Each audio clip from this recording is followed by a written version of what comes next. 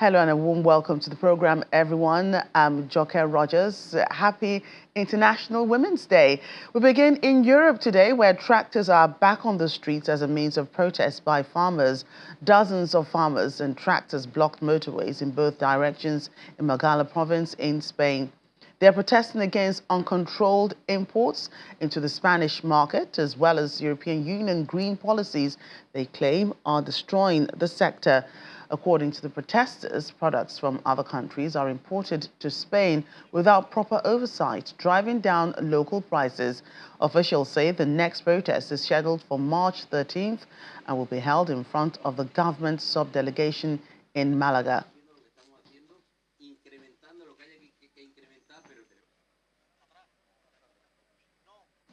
Well, this is in the same vein as the hundreds of protesters gathered outside Czech's government building to rally against government's agricultural policies there.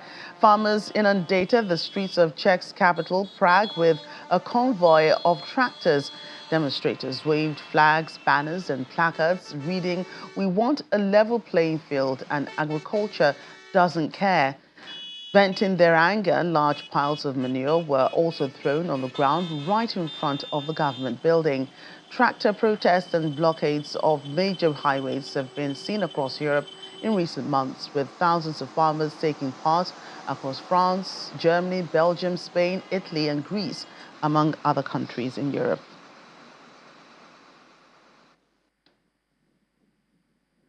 Elsewhere, dozens of farmers blocked a highway near the border between Poland and Germany, as we reported in Swico, calling for action on Ukrainian imports and the EU Green Deal. It comes as Polish Prime Minister Donald Tusk called for a return to the trade rules before the conflict between Ukraine and Russia to protect the internal market.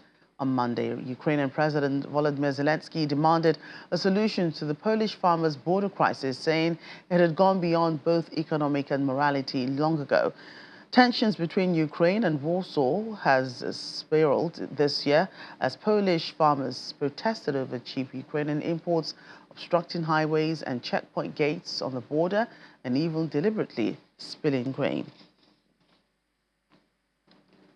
Staying with the protests, train drivers in Germany are staging walkouts demanding for higher wages and better working conditions. Passengers in Munich encountered a troublesome experience when short and long-haul trains came to a standstill for 35 hours. Some passengers and foreign tourists had mixed opinions concerning the strike carried out by the Munich train drivers. Here are some of those reactions.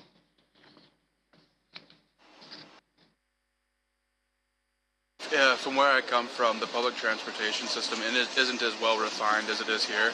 So I know that coming from a system of public transportation that isn't as good as the Germans, I feel like from what I've experienced so far is that, I feel like they should get the better pay and the less hours. The VOA's Graham Keeley joins us now for more. Hi, Graham. Help us understand why the farmers across Europe are back on the streets. Essentially, there are three factors: competition, climate, and bureaucracy. Competition comes from Eastern Europe in the form of food from Ukraine and other parts of the world. French farmers, for instance, are very angry about competition from New Zealand and Chile. And when we talk about climate, there are factors like the drought, which is causing problems for Spanish farmers, and also wildfires. Wildfires destroyed 20% of Greek agricultural land, reducing, of course, the profits and cutting out the livelihood for many of the farmers in that country. Bureaucracy, we're talking really about new rules introduced by the European Commission to try and basically make farming greener. They want less fertilizers and pesticides used. They want more land to be left fallow for a while. And they also want more organic produce. Now, the farmers say this is expensive, unrealistic, and it's going to harm their living. Their living is already threatened by lower prices for their produce. Produce across Europe has the value has gone down 9% in 2022, according to statistics. And so the farmers are essentially making less money, and they're having to face these other factors at the moment. That's why they're so angry. And Polish farmers are also, coming out in numbers to block border crossings with Ukraine to protest what they say is unfair competition from goods entering from Ukraine. What more can you tell us about this, being that Ukraine has seen its agriculture sector crippled already by Russia's invasion? Yes, after the Russian invasion, normal tariffs from imposed by the European Union were waived by Brussels. Now, the Polish farmers say, look, we're under a lot of pressure, and these Ukrainian imports coming into our country are putting too much pressure on our own livelihoods. So this can't be fair. You've got to remember that they are close neighbours, and Ukraine is one of the bread baskets of Europe. So they say it's unfair competition. One can only imagine how these tractor, blockades were. And you're in Spain. What's the situation like? Are people able to move freely amidst the obstacles on the highway? Absolutely. The tractoradas, as they're called here, have essentially crippled access to many of the big cities, Madrid, Barcelona. You showed pictures of Malaga in the south.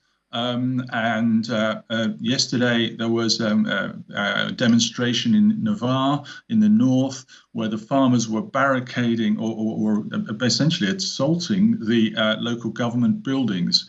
But the roads are absolutely jam-packed, and these farmers have enormous power to bring cities to a standstill. Right. Thanks again, Graham. My pleasure. Let's move on. Haiti's government has announced it's extending a curfew to curb relentless violent gang attacks that have crippled normal life in the capital, Port-au-Prince. Days of street violence left destruction in the streets of the capital on Thursday. The government had put an initial 3-day curfew in place last Sunday, but gangs continued attacks on police stations and other targets at night. All public demonstrations are also prohibited in the metro area and beyond. Attacks began a week ago, shortly after embattled Prime Minister Ariel Henry announced general elections for mid-2025. Mr. Henry is currently in Puerto Rico, where he was forced to land on Tuesday as he tried to return to Haiti, where the main international airport remains closed due to ongoing violence. Meanwhile, the United Nations High Commissioner for Human Rights, Volker Turk, is urging the international community to weigh in on the situation in Haiti. Mr. Turk said the situation is beyond untenable for the people, as over 1,000 people have been killed and 692 others injured by gang violence. I urge the international community to act swiftly and decisively to prevent Haiti's further descent into chaos. Last weekend's mass prison breakout has been described by Haitian officials as a lethal threat to national security. More than 4,500 inmates are now known to have escaped, among them prominent gang members, as well as those arrested in connection with the assassination of late President Jovenel Moïse. The break followed coordinated gang action against national institutions with the stated aim of bringing down the government. This situation is beyond untenable for the people of Haiti. Since the beginning of the year, a staggering 1,193 people were killed and 692 others were injured by gang violence. The health system is on the brink of collapse. Hospitals often do not have the capacity to treat those who arrive with gunshot wounds. Schools and businesses are closed, and children are increasingly used by gangs. Economic activity is asphyxiated as gangs impose restrictions on people's movements. Haiti's biggest provider of drinking water has stopped deliveries. At least 313,000 people are currently internally displaced. Ahead of today's Security Council meeting, I call once again for the urgent deployment with no further delay of the multinational security support mission in Haiti to support the national police and bring security to the Haitian people under conditions that comply with international human rights norms and standards. The reality is that in the current context, there is no realistic alternative available to protect lives. We are simply running out of time. In the meantime, the escalating violence in Haiti has forced thousands of people to flee their homes. UN spokesperson Stefan Dujarric said the Secretary General is deeply concerned about the deteriorating security situation in the country. He adds that humanitarian partners have begun provision of food, hygiene, and health kits to those displaced by the unrest.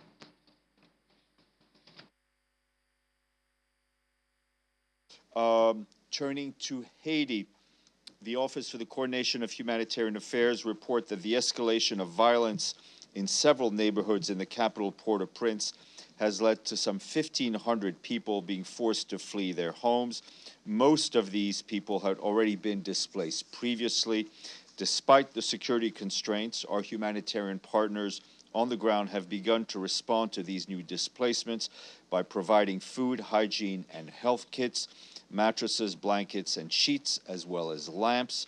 The World Food Program says its partners have delivered some 5,500 hot meals and some 3,000 people living in the 3 new displacement sites, while the International Organization for Migration has started distributing emergency shelter material to more than 3,000 families.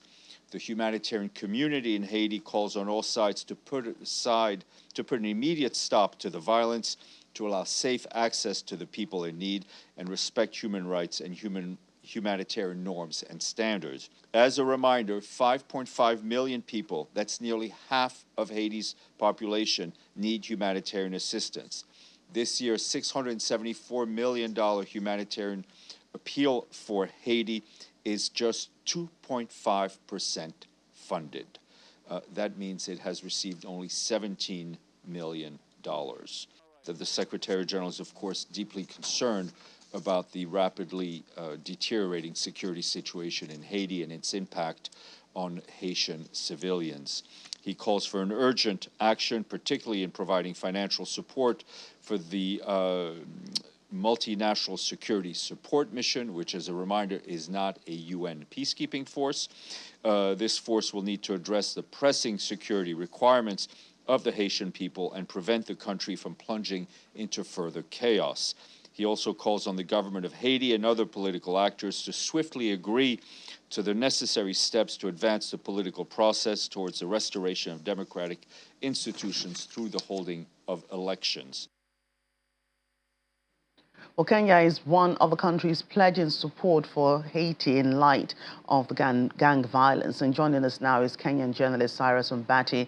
Cyrus, great to see you again today. See you too. Right, so Kenya has agreed to lead a UN-authorized international police force to Haiti to help combat gang violence. Now, the UN has said that it is not a UN group in itself, but it's just like the UN backed it. So how could you bring us up to speed on how that's panning out? Thank you for having me the show. What we understand is that so far the team which is supposed to be deployed to Haiti is actually on standby. They are just being told to wait and see what comes next. There have been talks here and there that funding is coming, or the logistical money that's needed for them to move out of the country to Haiti is supposed to be released from the UN or the US or whichever is supposed to release the money, but it's an issue of now wait and see. But I guess I can tell you, we have talked to a number of people here who are saying that it's just a matter of time before they leave. They are ready, the team is ready for departure. And last week, Kenya's President William Ruto said he and the Haitian Prime Minister had signed a deal intended to fast-track the departure of the Kenyan police to Haiti. How are Kenyans reacting to this in light of the, insurgents in the resurgence of gang violence in the Caribbean nation?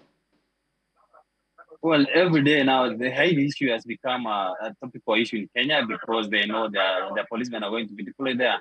Every day, people are reading news or hearing the news about the violence which is actually escalating in the Haiti.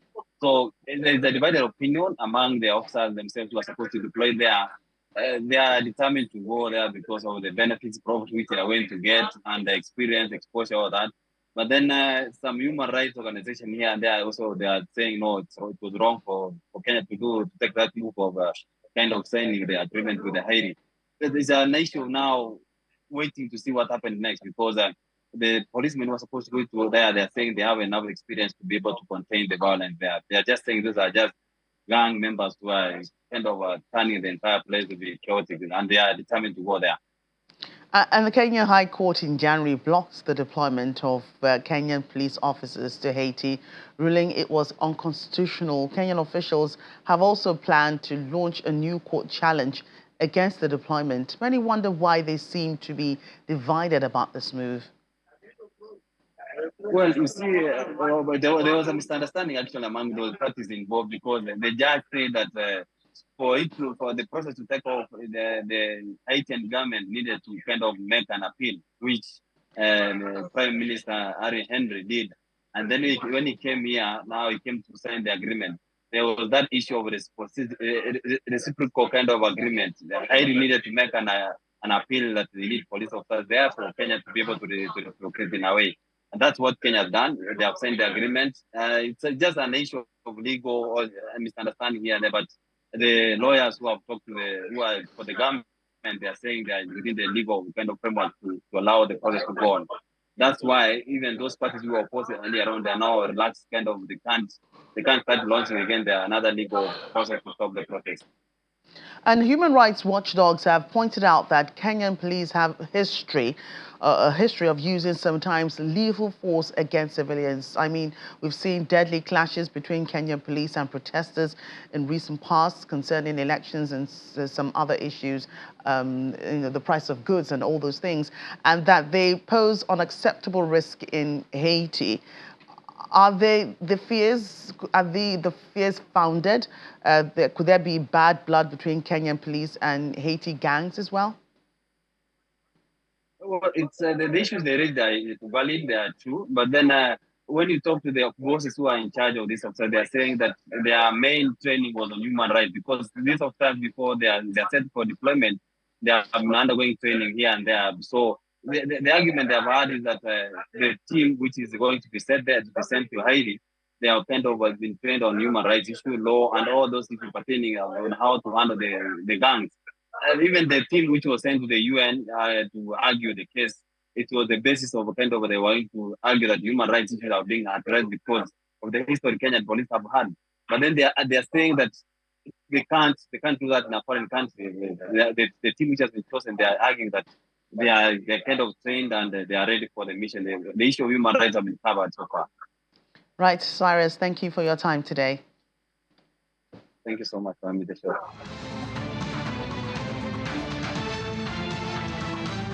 U.S. President Joe Biden has delivered his State of the Union address to Congress in Washington, where he urged Republicans to unblock military aid to Ukraine. President Biden said the U.S. will not stop supporting Ukraine in its fight with Russia, adding that Russian President Vladimir Putin is hell-bent on sowing chaos around Europe. He insisted that there were no American soldiers at war in Ukraine, despite ongoing rows with allies about being limited to future deployments. Mr. Biden called on allies to stand with Ukraine and provide all necessary weapons it needs. Ukraine it's we who face an unprecedented moment in the history of the Union. And yes, my purpose tonight is to wake up the Congress and alert the American people that this is no ordinary moment either. Not since President Lincoln and the Civil War have freedom and democracy been under assault at home as they are today. What makes our moment rare is that freedom and democracy are under attack both at home and overseas at the very same time. So let's tell the story here. Overseas, Putin of Russia is on the march, invading Ukraine and sowing chaos throughout Europe and beyond. If anybody in this room thinks Putin will stop at Ukraine, I assure you he will not.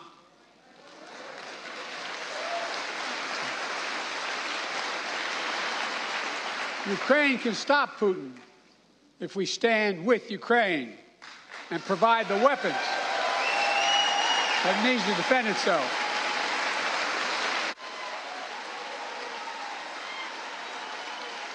They're not asking for American soldiers. In fact, there are no American soldiers at war in Ukraine, and I'm determined to keep it that way. My message to President Putin, who I've known for a long time, is simple. We will not walk away.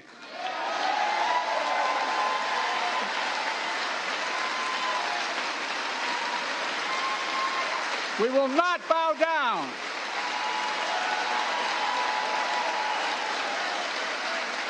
I will not bow down. Prime Minister, welcome to NATO, the strongest military alliance the world has ever seen. I say this to Congress, we have to stand up to Putin. Send me a bipartisan national security bill. History is literally watching. History is watching. If the United States walks away, it will put Ukraine at risk. Europe is at risk.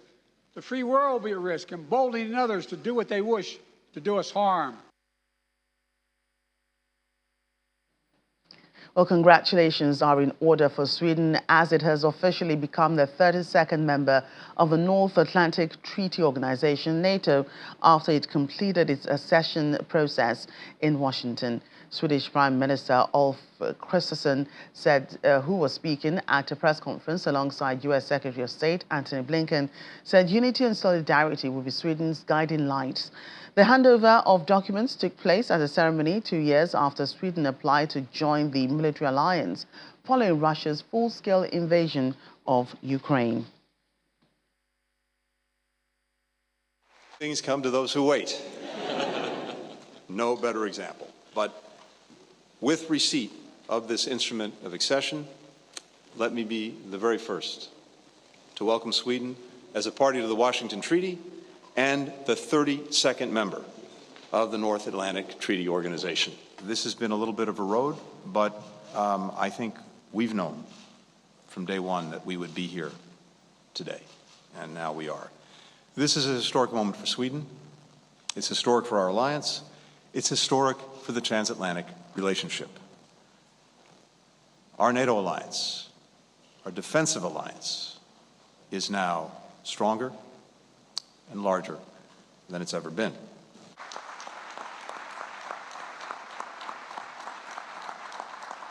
Today is a truly historic day. Sweden is now a member of NATO.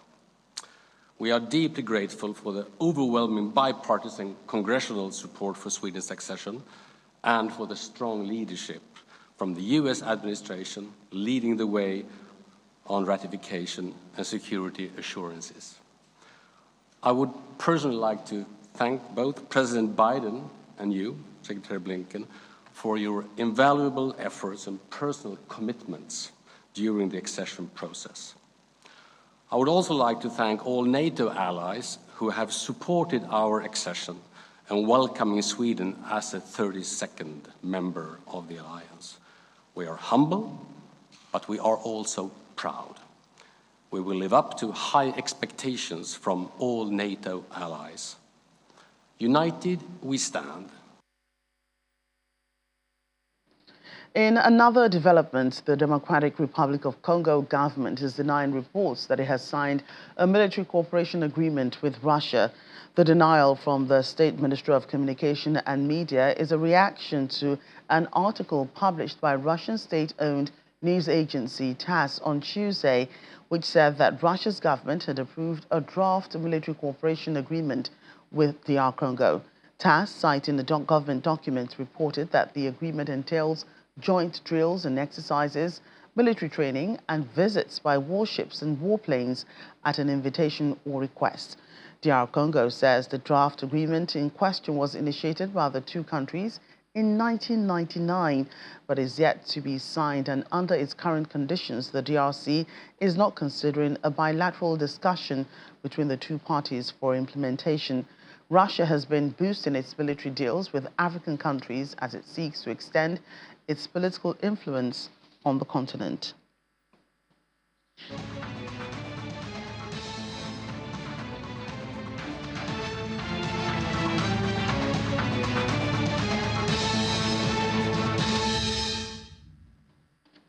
It's the start of a new era in global tourism as the United Nations World Tourism Organization, UNWTO, has a change of name from the United Nations World Tourism Organization to UN Tourism.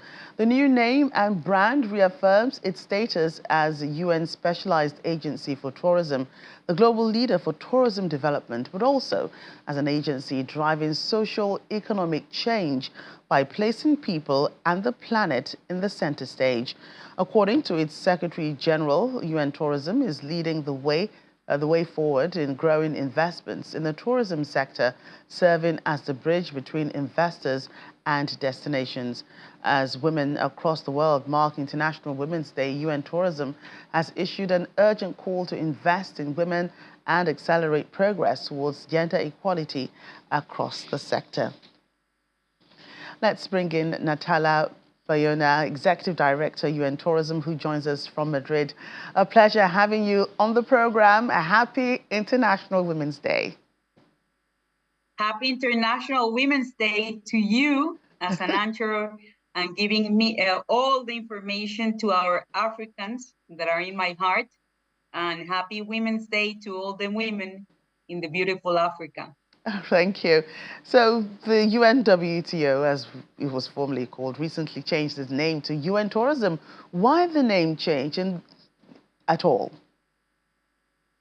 Okay, UN Tourism is easier, is more modern, and of course, to be honest with you, only the ones that have been working in tourism understood what was UNWTO, because normally speaking, people thought about World Trade Organization, World Travel Organization, World Tourism Organization, so it was very difficult. And on the other side, when it comes to the logo, our new logo has a human being in the center, and then the 5 regions of the world connected. At the end of the day, that's the main value of tourism, how human beings can be connected through the most human economic sector. How does this expand efforts, UN efforts and processes within the sector? No, to us it's incredible because, of course, today the tourism sector has been booming, more than 88% of recovery, $1.2 billion have been invested in the sector. So today, more than ever, we need to improve the values of tourism, innovation, technology, education, investments. With this new branding, everything is clear. So UN is our name as a UN agency and tourism is our mandate. So at the end of the day, it's linear, and for everyone, it's easier to understand and to promote the brand. Does UN Tourism have projects in Africa and specifically in Nigeria? Yes. I have to say that in Nigeria, we're working so hard with the Ministry of Tourism on creative economies, SMEs, empowering youth through startup competitions and hackathons. And the winners of the last editions will have the possibility to come to Madrid to present in front of investors and ministers about their solutions. In Africa, yes or yes, our main focus is investment. So we are working with Zambia, with Tanzania, with Morocco, Algeria, Cabo Verde, among others, Mozambique, in order to create investment guidelines to promote investments and to assure that private sectors see in Africa amazing opportunities. We have to say that in Spain, where we have the headquarters, Spain today is the main investor of tourism in Africa, so we need to rebound the brand through investments. And on the other side, in education as well, we are working so hard with the universities. We are going to do capacity building for vocational training in Zambia, in Zimbabwe, in Algeria. So at the end of the day, in South Africa, so at the end of the day, we are working to make these sectors stronger and to assure that we can create added value jobs for all. And right, you did say that you are working, some specific sectors here in Nigeria. Could you, highlight those? Nigeria, has a lot of tourism potential. We talk every day that these need to be developed. Are there any specifics that you can give us on the projects or, the support you're giving to the tourism sector in Nigeria? Of course. Why Nigeria? First of all, because Nigeria has the biggest innovation ecosystem in all Africa. When it comes to talent, technology, Nigeria has been developing it pretty well. So today, more than ever, we have Nigerian talent promoting augmented reality, virtual reality, data-driven decisions, artificial intelligence to promote destinations. So that's why we really believe in the different startups that are growing there. And our role is to connect them with the ministries to scale them up. And of course, to open new doors through other companies that can be partners of these startups. For example, Amadeus, MasterCard, Google, among other partners of the tourism ecosystem. So we give them scholarships to study, mentorship, acceleration programs, and these kind of connections with the private sector to rebound their business. Right, and we did open with congratulating women on the occasion of the International Women's Day on the show, and of course when I began my discussions with you, it's International Women's Day, as we did say, and the theme is a call to invest in women, for progress. How does UN Tourism intend to do this? Yeah, I am passionate about women empowerment, because I have been the first women under 40 being executive director of the UN Tourism. So to me, empowering women is crucial. And I really believe that you can empower in tourism through two ways. First way is technology and innovation. I have to say that 24% of startups working in tourism have a women as a founder or as a CEO. That's incredible, because we can mine that gap through innovation. Second point is everything related to community and social innovation tourism. When it comes to community-based tourism,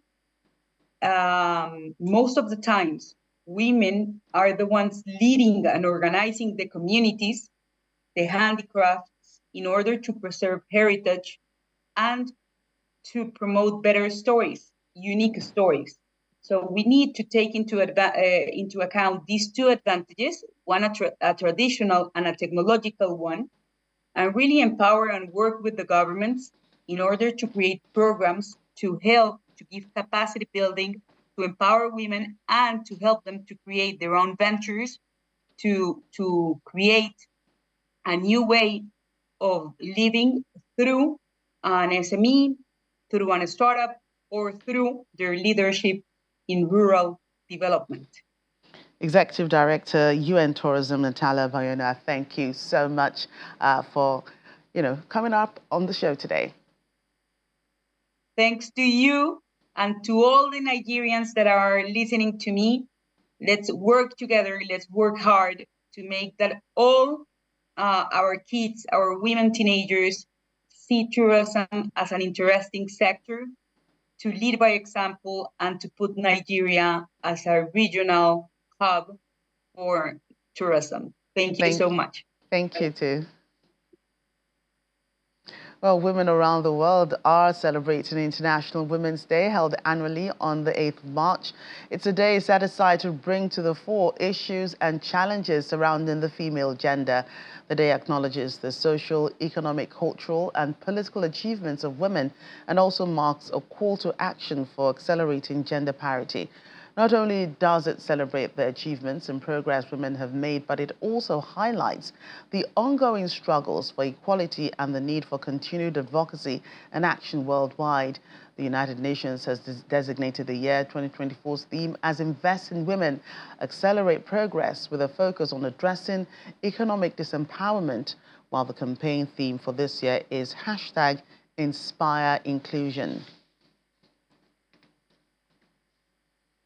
Well, International Women's Day is usually an opportunity for focus on women's issues and celebration of women. For members of the Women Advocates Research and Documentation Center, a non-profit or civil rights organization in Nigeria, it's an opportunity for advocacy, and focus this year is on safe abortions. Our correspondent, Amarachi Ubani, reports. The color of the day is pink. Pink with a message. Join the pink movement. Safe abortion for incest and rape. With that, you understand this is an advocacy for safe abortions.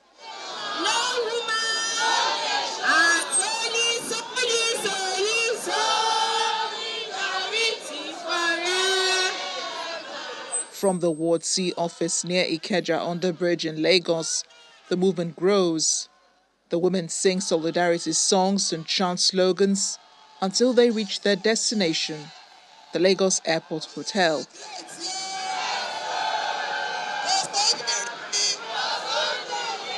The demand is for the Lagos State government to lift the state ban on safe abortions in instances of rape and incest. The Lagos State government had suspended the guideline a week after its launch in June 2022 following public criticism. Founding director of Ward C, Abiola Akiode Afolabi, emphasized the need to restore the guideline, as 24% of maternal mortality is as a result of women having unsafe abortions. She accused the government of playing politics with the lives of women. In 2011, the Lagos State government signed the criminal law of Lagos State and expanded right to abortion to in cases of physical and mental health. Our point is that taking steps to have guidelines for doctors to be able to make decisions in situation of rape and incest, in situation of diseases like cancer and kidney, it's not too much for women in Lagos to ask for. So we're asking the governor of Lagos State to do the needful to prevent women from dying. We cannot continue to play politics with the lives of women. What the government is doing is to play politics with the life of women. He has won the election, so let him do the needful. Representatives from other advocacy groups lend their voices to calls for restoration of the guideline, especially from the legal angle, where a woman is expected to keep a pregnancy from a rape or incest.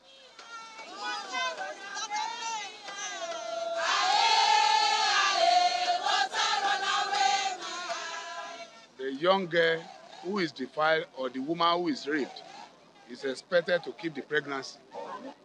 Or where a father sleeps with the daughter, the law expects the daughter to keep the pregnancy as long as her life is not in danger. And we are saying no. Now it can't continue. The safe abortion guidelines does not mean that we want to start killing our babies. We want to save women from both psychologically and physical torment when there is need for abortion. Like somebody that is being gang raped, definitely the mental stability of that person is being affected. The concern here is that women risk their lives trying to abort babies conceived in criminal situations. If the state government does not restore the guideline, they fear there will be more deaths of both women and babies. Amarachi Ubani, Channels Television News.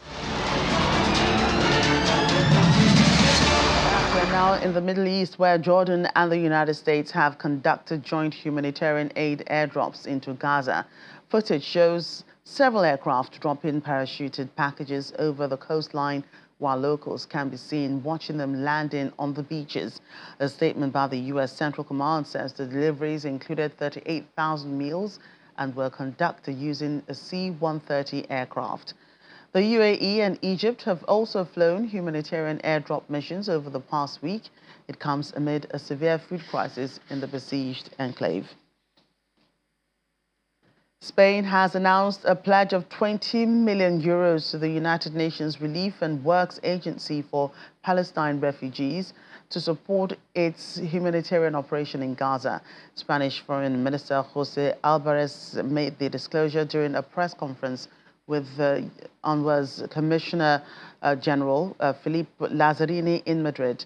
Last month, at least 15 countries, including Britain, Germany, and the United States, suspended funding for the agency after Israel alleged that some of the agency's staff were involved in the October 7 attacks. In response to the allegations made by Israel, the UN said it had terminated the contracts of the accused and launched a full investigation into the claims.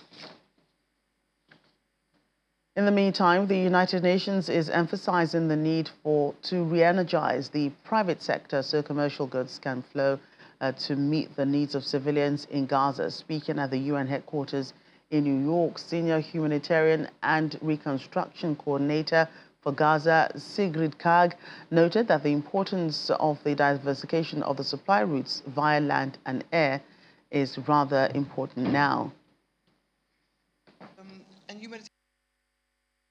My message to the Council was as well, we need to flood the market in Gaza with humanitarian goods, as well as re-energize the private sector so commercial goods can be entering in to really meet the needs of the civilians. And humanitarian assistance, and I've mentioned this before, is not an exercise in counting trucks. We need to know quality, relevance, we need to know it meets the needs, and as I said, volume. I've also spoken about the importance of the diversification of the supply routes. Via land, this remains the optimal solution. It's easier, it's faster, it's cheaper, particularly if we know that we need to sustain humanitarian assistance to Gazans for a long period of time. And of course, I've spoken to the importance of opening additional crossings. Aid should arrive via Ashdod, but also other crossings. Not just Kerem Shalom. Of course, we've spoken on airdrops, air. Some have called it sort of a drop in the ocean. I mean, I think airdrops are a symbol of support and a symbol of support for the civilians in Gaza. It's a testimony to our shared humanity, but it's a drop in the ocean. It's far from enough. It's important, it's additional, but it remains ultimately very modest. But it's a sign of support at times of profound crisis. I've informed the Council on the detailed planning that's gone into the design of a mechanism under the resolution, which is really aimed at providing transparency, enabling the verification, the tracking, but also the acceleration of aid to arrive in Gaza. It's a technical exercise. I will not belabor all the details, but it's an important one because through a mechanism we support the international humanitarian family to get the aid to where it needs to be, which is inside Gaza, notwithstanding all the challenges. I think the focus of the negotiators remains at trying to arrive at a deal. We all hope, and the Secretary General has reiterated this so many times, for the release of the hostages. It's important to have a ceasefire. But in the meantime, the humanitarian community will do whatever it can to meet the needs of people. They're entitled to food, they're entitled to shelter, they're entitled to healthcare, and they're entitled to the level of protection that one would expect despite the tremendously difficult circumstances. Meanwhile, doctors working in hospitals in Gaza have been sharing their experience amid the ongoing war between Israel and Hamas. They describe the tragic scenes they witness daily in hospitals at a press briefing at the United Nations. We'll now leave them to share some of their experiences with us. It's tragic. I've been in different missions. This was for the most terrible and horrific that I've seen in my life. And I plead the humanity of each one of us to do something to stop this. You guys heard it in TVs and everything, but honestly, we lived every single day for 13 days in Gaza, and it wasn't easy. You saw all what you're going to hear this. I saw it in my eyes, and I've treated patients, and I cried every single day. And thank God that I came back here to at least be their voice, not my voice, their voice. Every single minute counts. Every single minute signifies the death and destruction and agony of our people. We ask for a permanent ceasefire and a permanent solution to the people of Palestine so that we may preserve our dignity and be ensured our rights to self-discrimination, freedom, and justice. Today, none of us are here for condolences. We're not here for apologies. We're here for immediate action. We have demonstrated that every minute signifies the loss of a life, the starvation of a child, and so we need an immediate and permanent, not temporary, permanent ceasefire now.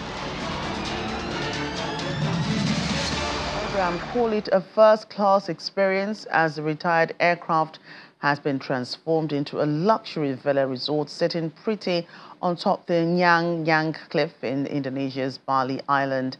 Footage shows a jet-shaped luxurious villa being connected by a large staircase to a seating area situated at the top of its wings, a lavish pool area, 2 bedrooms, and a lounge area with stunning ocean view are also available for visitors. We'll get your coins ready as the Jet Villa Resort is available to rent from April this year.